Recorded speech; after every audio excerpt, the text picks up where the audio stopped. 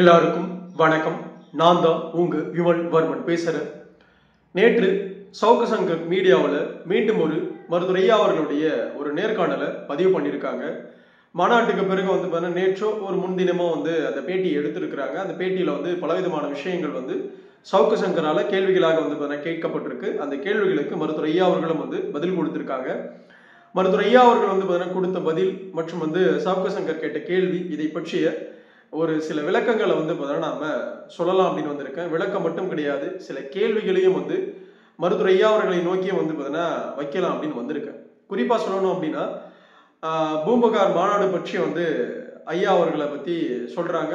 சவுக்கு சங்கர் மிக பெருசா சொல்றான், மிகப்பெரிய மாநாடு, மிகப்பெரிய வெற்றி மாநாடு, இவ்வளவு கூட்டம் அவ்வளவு கூட்டம் பார்த்தீங்கன்னா சொல்லும் பொழுது மருத்துவர் ஐயா அவர்களும் ஆமா உண்மைதான் அப்படின்னு சொல்றாரு. உண்மையா சொல்லணும் அப்படின்னா பெரும்பகுதியா பூம்புகார் மாநாட்டுக்கு வன்னியர் கலந்துக்கல அப்படின்றதுதான் இங்க யதார்த்தமான உண்மை. அதுதான் கள நிலவரம். இது ஐயா அவர்களுக்கும் தெரியும்.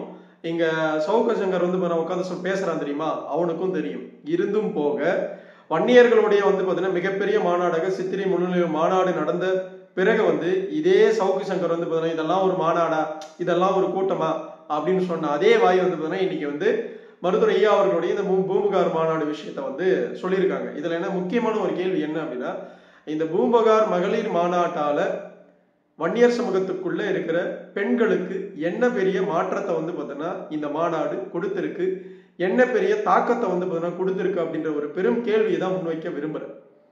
எந்த ஒரு தாக்கத்தையும் கொடுக்கல, எந்த ஒரு மாற்றத்தையும் கொடுக்க போறதும் கிடையாது. அப்படி இருக்கும் பட்சத்துல இதை பற்றி பார்த்தீங்கன்னா அழுத்தமாக மீண்டும் மீண்டும் பார்த்தீங்கன்னா மிக பெருசுன்னு பேச வேண்டிய நிர்பந்தம் ஏன் ஐயா அவர்களுக்கு ஏற்பட்டிருக்கின்றது தான் என்னுடைய முதல் கேள்வியா முன்வைக்க விரும்புறேன். அடுத்த விஷயமாக மருத்துவர் ஐயா அவர்களுடைய இந்த பேட்டிகளை நம்ம தொடர்ச்சியா பார்த்தோம் அப்படின்னா, பார்த்திருந்தீங்க அப்படின்னா தெரியும், தொடர்ச்சியாக எவ்வளவு தூரம் அன்புமணி அவர்களை சிரமப்படுத்த முடியுமோ, கேவலப்படுத்த முடியுமோ, எவ்வளவு தூரம் பார்த்தீங்கன்னா அவருடைய விஷயங்கள்ல பேச்சுக்கள்ல சொல்ல முடியுமோ அதை தொடர்ச்சியா ஐயா அவர்கள் சொல்லிக்கிட்டே இருப்பாங்க.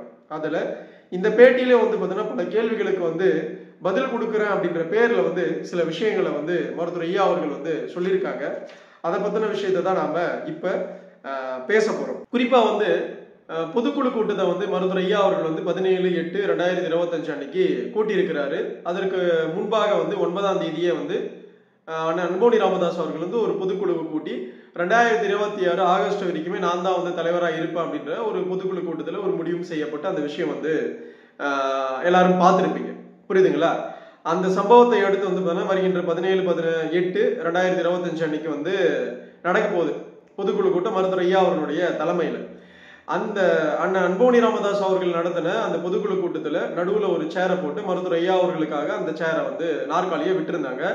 அந்த விஷயத்தை பத்தி சவுக்கு சங்கர் கேள்வி கேட்கப்படும் பொழுது மருத்துவர் ஐயா அவர்கள் பார்த்தீங்கன்னா எந்த ஒரு கூச்சமும் படாம, எப்படி சொல்றதுன்னா ஒரு பிள்ளை அப்படின்றதெல்லாம் தாண்டி ஒரு இவ்வளவு பெரிய எதிரியாக பார்த்தீங்கன்னா அன்புமணி அவர்களை யோசிக்க வேண்டிய அவசியம் என்னன்ற பெரும் கேள்வியே நமக்கு மிகப்பெரிய வியப்பா இருக்கு. என்ன சொல்றாரு அப்படின்னா, நாற்காலி போட்டதுக்கு பதிலாக என்னுடைய போட்டோவை வச்சு மாலை போட்டு அப்படியே பார்த்தீங்கன்னா ஊதுவத்தி கற்பூரம் கொளுத்திட்டு இருந்தாங்களா, இன்னும் சூப்பரா இருந்திருக்கும் அப்படின்னு சொல்றாரு. இது எப்படியாப்பட்ட வார்த்தை? அப்படி வன்னியகுல சத்திரிய சமூகத்தில் இருக்கிற யாருமே நினைக்கல. முதல் தூரம் அதே போல அன்புமணி அவர்களுடைய பின்னாடி இருக்கிறவங்களோ அன்புமணி அவர்களோ எந்த நேரத்திலுமே பார்த்தீங்கன்னா அப்படி ஐயா அவர்களுக்கு இப்படி நடக்கணும் அப்படின்னு எந்த இடத்துலயுமே யோசிக்கல. புரியுதுங்களா? அப்படி இருக்கும் பட்சத்துல நீங்க நல்லா இருக்கணும் அப்படின்ற எண்ணம் தான் இந்த சமூகத்துக்கு இருக்கும் பொழுது நீங்க எப்படி இப்படியாப்பட்ட வார்த்தையெல்லாம் பேசுறீங்க? இந்த வார்த்தைகள் பார்த்தீங்கன்னா இந்த சமூகத்துக்குள்ள உங்களுக்கு இன்னும் நன்மதிப்பை பார்த்தீங்கன்னா குறைக்குமே ஒழிய மதிப்பை பார்த்தீங்கன்னா கூட்டாது. 40 ஆண்டு காலத்துக்கு மேல பார்த்தீங்கன்னா உங்கள் மீது வச்சிருக்கிற இந்த பற்றுதல இந்த சமூகத்தை கிட்ட இருந்து நீங்க மெல்ல மெல்லமாக பிரிச்சுட்டு இருக்கீங்க. இது ஐயா அவர்களுக்கு தெரியுதா, இல்ல ஐயா அவர்களுடைய பின்னாடி இருக்கிறவங்களுக்கு புரியுதானே தெரியல. தொடர்ச்சியாக பார்த்தீங்கன்னா இப்படியாப்பட்ட பேச்சுகள் வருது. இது மட்டும் கிடையாது, இதை தாண்டி பொதுக்குழு கூட்டத்துல கலந்துக்கும் போது பக்கத்துல இருந்த ஏதோ ஒரு கோயில்ல போயிட்டு அங்க இருக்கிற பொறுப்பாளர்கள் ஐயாவுக்கு நெல்ல புத்தி கொடுக்கணும் அப்படின்னு சொல்லிட்டு சில டிராமாலாம் பண்ணாங்க. அந்த டிராமா எனக்கே பிடிக்கல. உண்மையாக அந்த டிராமா பார்த்தீங்கன்னா மிகப்பெரிய தப்பான ஒரு விஷயம். அதை செஞ்சிருக்கவே கூடாது. அன்புமணி அவர்களுடைய பெயர்ல பார்த்தீங்கன்னா வச்சுக்கிட்டு ஐயா அவர்களுக்கு புத்தி கொடுக்கணும் அப்படின்னு பேசுறது மிக மட்டமான பார்த்தீங்கன்னா அரசியலாக தான் நான் பாக்குறேன். புரியுதுங்களா? இது ஐயா தரப்புல இருந்து செஞ்சவங்களும் சரி, இல்ல அன்புமணி அவர்களுடைய தரப்புல இருந்து செஞ்சவங்களும் சரி, இது மிகப்பெரிய தவறு. அந்த தவறை பார்த்தீங்கன்னா இந்த சமூகத்துடைய இழிநிலைக்கு வந்து பார்த்தீங்கன்னா எடுத்துட்டு போற விஷயமா தான் நான் பார்க்குறேன். இது தப்பான விஷயமாக நான் இந்த நேரத்தில் சொல்லிக்க கடமைப்பட்டிருக்கேன். புரியுதுங்களா? உண்மையாகவே மருத்துவர் ஐயா அவர்களை வந்து நான் அப்படி பேசுனது மிகப்பெரிய தவறு, மிகப்பெரிய தவறு. அதை எந்த இடத்துலையும் மாற்றுக்கிறது கிடையாதுன்றது இந்த நேரத்தில் நம்ம பதிவு செய்ய கடமைப்பட்டிருக்கோம். அடுத்து ஒரு மிக முக்கியமான விஷயமாக என்னன்னா, வேலுசாமி அப்படின்னு சொல்லிட்டு எக்ஸ்எம்எல்ஏ அவர் வந்து பார்த்தீங்கன்னா ஜி கே மணியை பற்றி வந்து பார்த்தீங்கன்னா ஒரு மேடையில் காரசாரமா பேசியிருக்கிறாரு. நம்ம அந்த விஷயத்துக்குள்ள நம்ம போகல. உண்மையாகவே வந்து பார்த்தீங்கன்னா அவர் வைத்த வந்து பார்த்தீங்கன்னா குற்றச்சாட்டுகள் வந்து ஜி கே மணி மீது வந்து பார்த்தீங்கன்னா உண்மையா பொய்யா அப்படின்னு கேட்டா உண்மையும் இருக்கு, பொய்யும் இருக்கு. புரியுதுங்களா? அப்படிதான் சொல்ல முடியும். பெரும்பகுதியாக உண்மையான விஷயங்களை தான் வந்து வேலுசாமி அவர்கள் வந்து அங்கு கூட்டத்தில் சொல்லியிருக்கிறாருன்றதையும் உண்மைதான். நாம் அது தருமபுரி கள நிலவரத்தை பற்றியும் அந்த அரசியல் விஷயத்தை பற்றியும் தெரிஞ்சதுனால நேரடியாக தெரிஞ்சதுனால வந்து பார்த்தீங்கன்னா இந்த விஷயத்தை வந்து ஏற்றுக்கொள்ளக்கூடிய விஷயமாகத்தான் வேலுசாமி அவர்கள் பேசினது பார்க்கப்படும். இதுல எந்த முரணும் கிடையாது. இதற்கு வந்து ஐயா அவர்கள் வந்து 1000 வழிகளில் வந்து பார்த்தீங்கன்னா பதில் கூறினாலும் பதில் சொன்னாலும் ஜி கே மணி அவர்கள் வந்து பார்த்தீங்கன்னா செய்கின்ற தவறுகள் எல்லாம் வந்து எங்க போற போக்கில் வந்து காத்துல அடிச்சுட்டு போகாதன்றதை ஐயா அவர்களும் உணரணும். இந்த சமூகமும் வந்து பார்த்தீங்கன்னா தெளிவா இருக்கின்றதையும் வந்து பார்த்தீங்கன்னா ஐயா அவர்களும் புரிந்து கொள்ளணும், ஜி கே மணி அவர்களும் புரிந்து கொள்ளணும் அப்படின்னு இந்த நேரத்தில் வந்து சொல்லிக்க விரும்புறேன். அடுத்ததா அந்த பொதுக்குழு கூட்டத்தில் அன்போனி அவர்கள் வந்து ஒரு சில விஷயங்களை சொன்னார். குறிப்பா சொல்லணும் அப்படின்னா ஐயா அவர்கள் தான் குலதெய்வம், அந்த குலதெய்வத்தை பார்க்கறதுக்காக நானும் எவ்வளவு தூரம் வந்து பார்த்தீங்கன்னா முயற்சி எடுக்கிறேன், ஆனா பூசாரிகள் வந்து பார்த்தீங்கன்னா வழிவிட மாட்டேங்கிறாங்க அப்படின்ற ஒரு விஷயத்த சொல்றாங்க. அதற்கு வந்து ஐயா அவர்கள் வந்து சில விஷயங்களை சொல்றாரு இந்த காணொலிக்குள்ள சவுக்கு சங்கர் கிட்ட. ஆனா உண்மை அதுதான். பூசாரிகள் வந்து பார்த்தீங்கன்னா எந்த இடத்துல தப்பி தவறி வந்து அன்புமணி அவர்கள் ஐயாவோட இணைஞ்சிட்டா இன்னைக்கு வந்து ஐயா பின்னாடி நிக்கிறவங்க போரா வந்து பார்த்தீங்கன்னா அவங்களுக்கு எந்த ஒரு வாழ்வும் இல்லைன்றத தெள்ள தெளிவா புரிஞ்சுக்கிட்டு தான் தொடர்ச்சியாக வந்து ஐயா விசஸ் அன்புமணின்ற ஒரு பெரும் பிரச்சனையை வந்து வச்சுக்கிட்டே இருக்காங்கன்றத மக்களாகிய வன்னியர்கள் தெள்ள தெளிவா புரிஞ்சிருக்காங்கன்றதையும் ஐயா அவர்கள் புரிஞ்சுக்கணும். புரியுதுங்களா? பூசாரி வரம் கொடுக்கிறாரு வரம் கொடுக்கலன்ற இடத்துல இருந்து தெய்வமா உங்களை பாக்குறாங்க இந்த சமூகம். அதுல இருந்து மெல்ல மெல்ல உங்களுடைய பேட்டிகளும் உங்களுடைய பேச்சுக்களும் உங்களுடைய நடத்தைகளும் இந்த சமூகத்துக்கிட்ட இருந்து ஐயா அவர்களை மெல்ல மெல்லமா வந்து பார்த்தீங்கன்னா பின்னோக்கி வந்து இழுத்துட்டு போயிட்டு இருக்கு. இது ஐயா அவர்கள் உணரணும். ஐயா அவர்கள் உணர்ந்தா மட்டும்தான் வந்து பார்த்தீங்கன்னா இது இல்ல உணரவே மாட்டேன், நான் அப்படித்தான், நான் எடுக்கிற முடிவு தான், நான் எடுக்கிற முடிவுக்கு தான் இந்த சமூகம் கட்டுப்படணும் அப்படின்னு நீங்க ஒரு அதிகார போக்கில் இருந்தீங்க அப்படின்னா வெளிப்படையா சொல்றேன், அந்த அதிகாரம் எல்லாம் நேரடியாக அன்புமணி அவர்களுக்கு பின்னாடி போயிடும். நீங்க வந்து பார்த்தீங்கன்னா உட்காந்துக்கிட்டு தனிப்பட்ட முறையில ஏதாவது பேசிட்டு இருக்க வேண்டித்தான். புரியுதுங்களா? ஐயா அவர்களுக்கு நம்ம நேரடியாக சொல்றோம், அதிகார தோணிலாம் வன்னியர் சமூகத்துக்கிட்ட நீங்க காட்டவே கூடாது, காட்டவும் முடியாது. புரியுதுங்களா? இந்த சமூகம் உங்களுக்கு எவ்வளவு தூரம் வந்து ரோஷமும் மானமும் வீரமும் இருக்கோ அதே அளவுக்கு இங்க இருக்கிற ஒவ்வொரு வன்னியர்களுக்கும் இருக்கு. புரியுதுங்களா? ஐயா அவர்களே அதை நீங்களும் புரிஞ்சுக்கணும், எல்லாருமே புரிஞ்சுக்கணும். புரியுதுங்களா? அதனால இங்க சாதாரணமா இருக்கிற ஓட்டு போடுற வன்னியை வந்து நம்ம கிட்ட வந்து சில விஷயங்களை சொன்னா கட்டுப்படுறான் அப்படின்ற காரணத்துக்காக நீங்க அதிகார போக்கெல்லாம் இந்த சமூகத்துக்கிட்ட விதைச்சிங்க அப்படின்னா இந்த சமூகம் வந்து பார்த்தீங்கன்னா உங்களை தூக்கிட்டு வந்து சுமக்காது. புரியுதுங்களா? அதையும் ஐயா அவர்கள் புரிஞ்சுக்கணும். ஐயா அவர்களுக்கு தெரியும், நம்ம புரிஞ்சுக்கணும் சொல்ற இடத்துக்கு நம்மளாம் கிடையாது, ஐயா அவர்களுக்கே தெரியும் அப்படின்னு இந்த நேரத்தில் சொல்லிக்க விரும்புறேன். அடுத்த விஷயமா வந்து பார்த்தீங்கன்னா மிக முக்கியமான ஒரு விஷயம், நீங்க அன்போனி அவர்கள் வந்து பார்த்தீங்கன்னா சேருவாங்களா, பொதுக்குழு கூட்டத்தில் இப்படியாப்பட்ட விஷயங்களா பேசப்பட்டது அப்படின்னு வந்து கேட்கப்படும் பொழுது மன ரீதியாக வந்து அன்போனி அவர்களுக்கு பிரச்சனை இருக்கு அப்படின்னு ஒரு வார்த்தையை பயன்படுத்துறாரு. இது எவ்வளவு பெரிய தப்பான ஒரு வார்த்தை சொல்லுங்க பார்க்கலாம். என்னங்க இதெல்லாம் வந்து பார்த்தீங்கன்னா பேசலாமா? பெரியவங்க நீங்க இந்த வார்த்தையை பேசலாமா? சொல்லுங்க பார்க்கலாம். இப்படி பேசக்கூடாது. இப்படி நீங்க பேசுனீங்க அப்படின்னா இது தப்பான ஒரு கண்ணோட்டத்துக்கு தான் போகும். புரியுதுங்களா? இப்படிலாம் பேசக்கூடாது. நீங்க இப்படியாப்பட்ட பேச்சுக்களை தொடர்ச்சியாக உங்களுக்கு அனுதாபங்கள் கிடைக்கணும் அப்படின்னு பேசுற பேச்சுக்கள் எல்லாமே வந்து பார்த்தீங்கன்னா இன்னைக்கு இந்த சமூகத்துக்கிட்ட வன்னியர்கள் மத்தியில பெரும்பகுதியாக அன்புமணி அவர்களுடைய கரத்தை வந்து பார்த்தீங்கன்னா வலு சேர்க்கிற விதமாகத்தான் மாறிட்டு இருக்குன்றத நீங்க புரிஞ்சுக்கிறீங்களா நான் தெரியல. குறிப்பா சொல்லணும்னா இந்த பூம்பகார் மாநாடே உங்களுக்கு வந்து நல்ல விஷயத்த உணர்த்தி இருக்கணும், உணர்ந்திருப்பீங்க.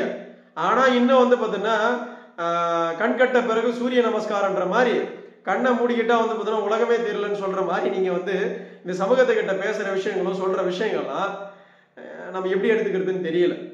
புரியுதுங்களா?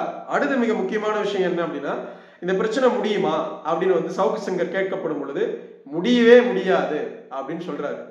அப்போ தெளிவா தெரியுது வன்னியர்கள் வந்து போனா 2 இடத்துல தான் நிக்கணும். ஒண்ணு நீங்க ஐயா பின்னாடி போறீங்கன்னா ஐயா பின்னாடி போயிடுங்க, அன்புமணி அவர்களுடைய பின்னாடி வரீங்க அப்படின்னா அன்புமணிய பின்னாடி வந்து பார்த்தீங்கன்னா வந்துருங்க அப்படின்ற இடத்துல தான் வந்து நம்ம சொல்ல வேண்டிய கட்டாயமும் இருக்கு. அப்படியேப்பட்ட அரசியல் தான் அங்கே போயிட்டு இருக்கின்றதை வன்னியர்கள் புரிஞ்சுக்கணும். அடுத்த விஷயமா வந்து மோடி அவர்கள் வந்து கங்கை சோழபுரம் வந்திருந்தாரு. அந்த கங்கை சோழபுரம் வந்த விஷயத்துல தகப்பனை மிஞ்சிடாத வந்து பார்த்தோன்னா தனையன் அப்படின்ற சில வார்த்தைகளை வந்து சொல்லியிருந்தாரு. அந்த விஷயத்த பூம்புகார் மாநாட்டிலையும் வந்து பேசியிருக்கிறாரு ஐயா அவர்கள். முதல்ல மோடி அவர்களாகட்டும் சரி, இல்லை வந்து ஐயா அவர்களாகட்டும் சரி, முதல்ல நீங்க ஒன்று புரிஞ்சுக்கணும். ராஜேந்திர சோழன் வந்து பார்த்தோன்னா ராஜராஜனை விட வந்து பார்த்தோன்னா பன்மடங்கு வெற்றியாளன், பன்மடங்கு வந்து பார்த்தோன்னா மிகப்பெரிய வெற்றிகளை வந்து பார்த்தோன்னா சோழ பேரரசுக்கும் இந்த மண்ணுக்கும் வந்து பார்த்தோன்னா கொடுத்தவன். புரியுதுங்களா? ராஜராஜனை தாண்டி, அதை தாண்டி கங்கை கொண்ட சோழபுரம் கோயிலை பத்தி பேசுறீங்களே, ஏன் கங்கை கொண்ட சோழபுரம் அப்படின்ற ஒரு தலைநகரம் உருவாச்சு அப்படின்னு யாரையாவது பேசுறீங்களா? தகப்பனுக்கும் தனையனுக்கும் சண்டை வந்ததுனாலதான் நீ எவ்வளவு பெரிய சாம்ராஜ்யத்தை கட்டி வச்சுக்கிட்டு இருந்தாலும் எனக்கு உன்னுடைய சாம்ராஜ்யம் தேவையில்லைன்னு சொல்லிட்டு தூக்கி போட்டு வந்து பார்த்தீங்கன்னா வெளியே வந்தான். யாரு? ராஜேந்திர சோழன். தூக்கி போட்டு வந்ததுனாலதான் கங்கை கொண்ட சோழபுரம் அப்படின்னு சொல்லப்படுகின்ற மிகப்பெரிய வந்து பார்த்தீங்கன்னா தலைநகரம் வந்து சோழ பேரரசு கிடைச்சது. அது மட்டும் கிடையாது, 257 வருடங்கள் வந்து பார்த்தீங்கன்னா கங்கை கொண்ட சோழபுரம் தான் சோழ பேரரசிலே மிகப்பெரிய தலைநகரமாக தெற்காசியாவுக்கே தலைநகரமாக இருந்தது. தஞ்சை கிடையாது. புரியுதுங்களா? தஞ்சை வந்து பார்த்தீங்கன்னா தென்னிந்தியாவுக்கும் ஈழத்துக்கும் மட்டும்தான் வந்து பார்த்தீங்கன்னா தலைநகரம். ஆனா கங்கை கொண்ட சோழபுரம் வந்து பார்த்தீங்கன்னா தெற்காசியாவுக்கே தலைநகரம். அதை நீங்க புரிஞ்சுக்கணும். தனையன் வந்து பார்த்தீங்கன்னா தகப்பனை மிஞ்சல அப்படின்னு சொல்ற வார்த்தை எல்லாம் கிடையாது. ஏதோ ஒரு ரூபத்துல அந்த கோயிலை மட்டும் வந்து பார்த்தீங்கன்னா கொஞ்சம் குறைச்சி வந்து பார்த்தீங்கன்னா விட்டுட்டு போயிட்டாரு. புரியுதுங்களா? அது ஒரு வார்த்தைக்காக வச்சுக்கிட்டு வரலாற்றுல வந்து பார்த்தீங்கன்னா எவ்வளவு தூரம் ராஜேந்திர சோழன் வந்து பார்த்தீங்கன்னா எவ்வளவு விஷயங்களை பண்ணான்றத இங்க மூடி மறைக்கிற வேலை எல்லாம் செய்யக்கூடாது. தகப்பனை மிஞ்சியவன் தான் ராஜேந்திர சோழன். புரியுதுங்களா? தகப்பனை மிஞ்சித்தான் தெற்காசியாவே வந்து பார்த்தீங்கன்னா அவன் ஆண்டான். இதுதான் உண்மை, இதுதான் நிதர்சனம், இதுதான் வரலாறு. புரியுதுங்களா? அதை நீங்க புரிஞ்சுக்கணும் அப்படின்னு இந்த நேரத்துல சொல்லி விரும்புறோம். சும்மா உட்காந்துக்கிட்டு கோயிலை காட்டிக்கிட்டு வந்து பார்த்தீங்கன்னா தகப்பனை மிஞ்சல, தகப்பனை மிஞ்சிய தலைவன் தான் வந்து பார்த்தீங்கன்னா ராஜேந்திர சோழன். தலைவன் மட்டும் கிடையாது, மாபெரும் வந்து பார்த்தீங்கன்னா அரசன். அதை முதல்ல புரிஞ்சுக்கணும். ஐயா அவர்கள் வந்து இதை புரிஞ்சுக்கணும். புரியுதுங்களா? அப்புறம் வந்து கடைசியா வந்து சில விஷயங்களும் பேசப்பட்டிருக்கு. இதையெல்லாம் தாண்டி வன்னியர்கள் புரிந்து கொள்ள வேண்டிய மிக முக்கியமான ஒரு விஷயம் என்ன அப்படின்னா, இந்த பாமகக்குள்ள நடந்துட்டு இருக்கிற இந்த சண்டைகள்ல தொடர்ச்சியாக வந்து ஐயா மற்றும் வந்து பார்த்தீங்கன்னா ஐயா பின்புறம் இருக்கிறவங்களோ இல்ல அண்ணன் அன்போனி அவர்களுடைய பின்னாடி இருக்கிறவங்களோ நம்ம எல்லாருமே யோசிக்க வேண்டிய மிக முக்கியமான ஒரு விஷயம் வன்னியர் சமூகம். வன்னியர் சமூகத்தில் இருக்கிற வன்னியர்கள் வந்து பார்த்தீங்கன்னா பாமகவை நம்பி தான் வாக்குகளை செலுத்திட்டு இருக்கிறாங்க. அந்த வாக்குகளை குறைக்கிற இடத்துலையோ நம்மளுடைய ஒற்றுமையை வந்து பார்த்தீங்கன்னா சிதைக்கிற இடத்துலையோ எல்லாருமே வந்து பார்த்தீங்கன்னா இருக்கிறது மிகப்பெரிய வந்து பார்த்தீங்கன்னா இந்த சமூகத்துடைய தோய்வா வந்து பார்த்தீங்கன்னா பார்க்கப்படுன்றத வன்னியர்கள் புரிஞ்சுக்கணும். குறிப்பா சொல்லணும் அப்படின்னா பொறுப்புகளை வாங்கி வச்சுக்கிட்டு வந்து பார்த்தீங்கன்னா இரண்டு புறத்திலையும் வந்து இந்த பிரச்சனையை ஊதி வந்து பார்த்தீங்கன்னா பெருசாக்குற இந்த மனநிலை வந்து பார்த்தீங்கன்னா இருக்கக்கூடாது. அதையெல்லாம் தாண்டி தொடர்ச்சியாக வந்து மருத்துவர் ஐயா அவர்கள் வந்து பேட்டிகளை கொடுத்துருக்கிறத கொஞ்சம் குறைக்கணும். அப்படி குறைக்கல அப்படின்னா உங்கள் மீதான நம்பிக்கையும் உங்கள் மீதான பற்றுதலும் இந்த சமூகத்துக்கு இல்லாம போறதுக்கு யாரும் காரணமா இருக்க மாட்டாங்க. நீங்க 1000 காரணம் அன்போனி மீது சொன்னாலும் நீங்க சொல்ற ஒவ்வொரு காரணமும் உங்களை இந்த சமூகத்துக்கிட்ட இருந்து தள்ளி வச்சுக்கிட்டே போயிட்டே இருக்குன்றத ஐயா அவர்களும் உணரணும். ஐயா அவர்களுக்கு சொல்லிக் கொடுக்கிறவங்களும் உணரணும். அதே போல அன்போனி அவர்களுக்கு பின்னாடி நிக்கிறவங்க வந்து பார்த்தீங்கன்னா எந்த இடத்துலையும் மருத்துவர் ஐயா அவர்களை வந்து கௌரவத்தை சிதைக்கிற மாதிரி வந்து பார்த்தீங்கன்னா எந்த ஒரு வார்த்தைகளும் பயன்படுத்தக்கூடாது. விமர்சனம் வேற, சொல்றது வேற. அதை தாண்டி வந்து பார்த்தீங்கன்னா கௌரவ குறைச்சலாக வந்து பார்த்தீங்கன்னா ஐயா அவர்களை பேசுறது வேற. ரெண்டுத்துக்கும் வித்தியாசம் இருக்கு. புரியுதுங்களா? அதை அன்போனியா அவர்களுக்கு பின்னாடி இருக்கிற தரப்புல இருக்கிற அனைவருமே உணரணும் அப்படின்னு அன்போட வந்து பார்த்தீங்கன்னா விமல்வர்மன் சொல்லிக்கிறேன். என்னுடைய மனநிலையை பொறுத்த வரைக்கும் நான் பூம்புகார் மாநாட்டை பத்தி பேசல, அந்த மாநாட்டுக்குள்ள இருக்கிற விஷயங்களை பத்தி பேசல, எதையுமே பேசல. ஏன் பேசல அப்படின்னா எனக்கு அதுல விருப்பம் கிடையாது. விருப்பம் இல்லை அப்படின்ற விஷயத்துக்கு என்ன அப்படின்னா தொடர்ச்சியாக மருத்துவர் ஐயா அவர்கள் வந்து பல விஷயங்களை சொல்றாரு. அது இந்த சமூகத்துக்கு பொருந்தாத விஷயங்களாகவும் இருக்கு. அவர் இன்னமும் வந்து பார்த்தீங்கன்னா ஒரு விதமான இல்யூஷன்ல வாழ்றாரு. புரியுதுங்களா? இந்த சமூகம் நம்மளை நம்பிக்கிட்டே இருக்கு அப்படின்னு நினைச்சிட்டு இருக்கிறாரு. அப்படி நம்பல. இன்னைக்கு இந்த சமூகம் அன்போனி அவர்களை நம்பிக்கைக்குரியவராக பார்க்குது. அதற்காக வந்து பார்த்தீங்கன்னா அன்போனி அவர்களும் வந்து பார்த்தீங்கன்னா சரியாக செயல்படுறாரு. ஐயா அவர்களுடைய இந்த செயல்பாடுகள் இந்த வன்னியர் சமூகத்துக்கிட்ட இருந்து ஐயாவை பிரிக்கிற ஒரு வேலையை மட்டும்தான் ஐயா அவர்களே பண்ணிட்டு இருக்கிறாங்க அப்படின்றத ஐயா புரிஞ்சுக்கணும். புரிஞ்சுக்கிட்டா நல்லது, புரிஞ்சுக்கல அப்படின்னாலும் அது அவர்களுடைய பாடு அப்படின்னு இந்த சமூகம் வந்து கடந்து போகுது. நானும் வந்து பார்த்தீங்கன்னா அப்படிதான் கடந்து போவோம் அப்படின்னு இந்த நேரத்தில் இந்த காணொலி மூலமாக ஒட்டுமொத்த வன்னியர்களுக்கும் சொல்லிக்க கடமை பற்றுக்க. தெல்ல தெளிவாக சொல்றேன் பாருங்க. அடுத்த தலைமுறையோட வாழ்வியலும் அடுத்த தலைமுறையோட அதிகாரமும் நாம சரியா இந்த சமூகத்துக்கு கொடுக்கணும் அப்படின்னா கண்டிப்பா ஒரு இளைய தலைமுறையில இருக்கிற ஒருத்தர் தான் நாம முடிவு எடுக்கணும். இதுதான் சரியும் கூட. அப்படி பார்க்கையில அன்புமணி அவர்களை வந்து பார்த்தீங்கன்னா இந்த சமூகம் முடிவு எடுத்தது சரிதான், அவர்கள் பின்னாடி போயிருக்கிறதும் சரிதான் அப்படின்னு எந்த நேரத்திலையும் சொல்லுவேன், எப்படியும் சொல்லுவேன். புரியுதுங்களா? இதனால வந்து ஐயா தரப்புல இருக்கிறவங்க என் மேல விமர்சனம் வச்சாலும் சரி, ரியாலிட்டி அதுதான். 40 வருடங்களுக்கு முன்னாடி ஐயா அவர்களை எப்படி வந்து இந்த சமூகம் வந்து ஏற்றுக்கொண்டதோ அதே போல இன்னைக்கு அன்புமணி அவர்களை இந்த சமூகம் ஏற்றுக்கொண்டது. அன்னைக்கு ஐயா அவர்கள் எப்படி வந்து அந்த விஷயத்தை முழு மனதோட ஏத்துக்கிட்டாரோ அதே போலதான் அன்புமணி அவர்களை இந்த சமூகம் ஏற்றுக்கொள்ளும் போது அதை பார்த்தாவது இனிமேல் அவர் ஏத்துக்கணும். ஏத்துக்கிற மனநிலை இல்லை அப்படின்னா ஒன்றும் பண்ண முடியாது, ஒன்றும் பண்றதுக்கும் இல்லை. இங்க நீலி கண்ணீர்களோ நீலி கண்ணீர் பேச்சுக்களோ இந்த சமூகத்துக்கிட்ட இனி எடுபடாது. இது ஐயா அவர்களுக்கும் பொருந்தும், எல்லா தலைவர்களுக்கும் பொருந்தும், அன்புமணி அவர்களுக்கும் பொருந்தும். நீலி கண்ணீருக்கு இங்க வேலை கிடையாது. எல்லா வன்னியர்களுக்கும் எல்லாமும் தெரியும். புரியுதுங்களா? இந்த சமூகத்தை ஏமாற்ற முடியாது. நன்றி, வணக்கம். வாழ்க வளர்க வன்னிய பெருங்குளம், வாழ்க வளர்க வன்னியகுல சத்திரிய சமூகத்தின் பண்பாடும் கலாச்சாரமும் வரலாறும் மற்றும் வன்னியகுல சத்திரிய சமூகத்துடைய சத்திரிய தர்மமும் மேலும்.